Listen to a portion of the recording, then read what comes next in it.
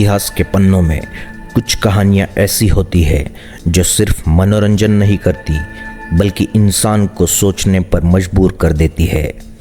ये कहानी है उस दौर की जब हिंदुस्तान पर राज करता था बादशाह अकबर, और उसके दरबार की शान था एक ऐसा इंसान जिसके पास न तलवार थी न सेना, लेकिन फिर भी वो हर मुश्किल को हरा देता था। उसका नाम था बीरबल। आज की ये कहानी है एक चोर की, एक चोरी की और एक ऐसी पहचान की जो बिना मारपीट, बिना डराए, सिर्फ बुद्धि से की गई। सुबह का समय था। आगरा का शाही किला सूरज की किरणों से चमक रहा था। अकबर अपने सिंहासन पर विराजमान थे। दरबारियों की कतारें सजी हुई थी।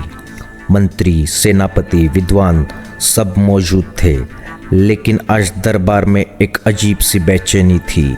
अकबर का चेहरा गंभीर था, आंखों में क्रोध नहीं, चिंता थी।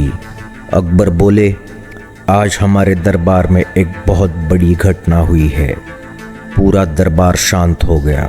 अकबर ने आगे कहा, कल रात हमारे शाही खजाने से एक कीमती हीरा चोरी हो गया है। दरबार में खुसर पुसर शुरू हो गई। वो हीरा साधारण नहीं था, वो हीरा राज्य की शान था।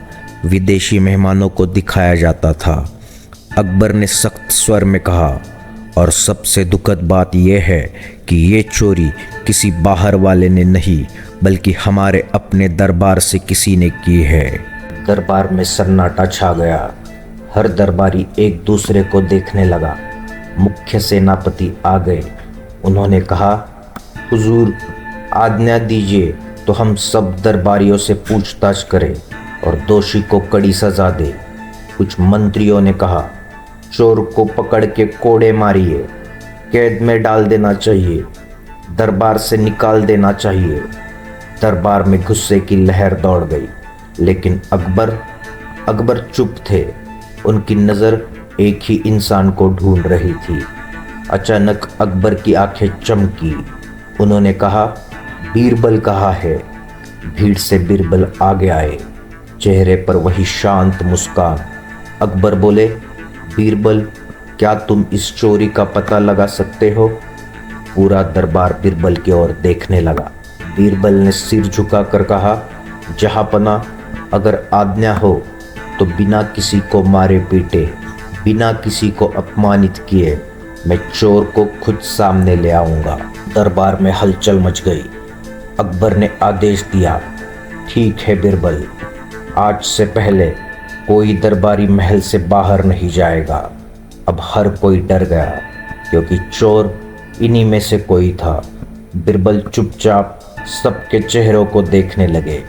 कोई आंखें चुरा रहा था, कोई ज़रूरत से ज़्यादा बोल रहा था, कोई बहुत शांत था, लेकिन बीरबल ने कुछ नहीं कहा। शाम होने लगी। बीरबल अकबर के पास गए। उन्होंने कहा, जहांपना, मुझे आज रात सभी दरबारियों को एक कमरे में बुलाने की अनुमति चाहिए। अकबर ने अनुमति दे दी। रात का समय, एक बड़ा कमरा, बीच में एक मेज पर रखी थी छोटे छोटे लकड़ी के डंडे। बीरबल बोले, ये डंडा जादुई है। दरबारियों में खलबली मच गई। बीरबल ने कहा, जिसने चोरी की है, इस डंडे की लंबाई सुबह तक अपने आप बढ़ जाएगी। सबको एक एक डंडा दे दिया गया। बीरबल ने आदेश दिया, इसे अपने कमरे में रखिए और सुबह दरबार में लाइए। कुछ लोग हंस रहे थे, कुछ डर रहे थे, लेकिन चोर का दिल तेज तेज धड़कने लगा। रात भर चोर सो नहीं सका। वो सोचता रहा, अगर सच में डंडा बढ़ गया तो मैं पकड़ा जाऊंगा। डर के मारे उसने डंडे को थोड़ा सा काट दिया।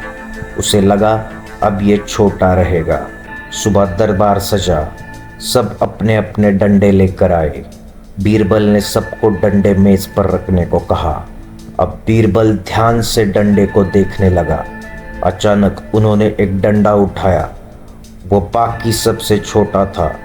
बीरबल मुस्कुराए। उन्होंने कहा, जहांपना, चोर यही है। पूरा दरबार चौंक गया।